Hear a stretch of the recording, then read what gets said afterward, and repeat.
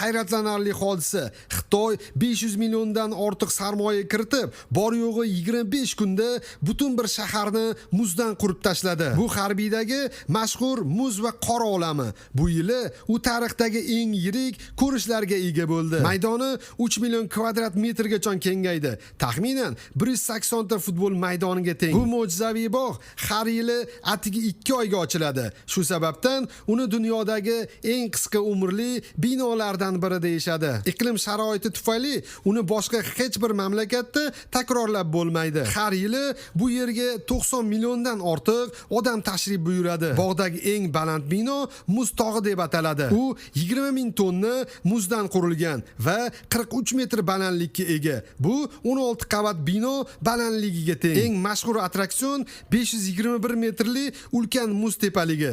Pastga tushish 2 daqiqa davom etadi. Har bir sirpanish alohida sarguzash. Muzlik shamoli yuzingizni yalaydi. Yuragingiz esa hayratdan urib ketadi. Xo'sh, siz ham 20 gradus sovuqda muz qalalari orasida sirpanib, don qotgan sehrli dunyoga sho'ng'ishga tayyormisiz? Fikringizni kommentariyada yozib qoldiring. Bizni yo'qotib qo'ymaslik uchun like bosib, obuna bo'lishni unutmang.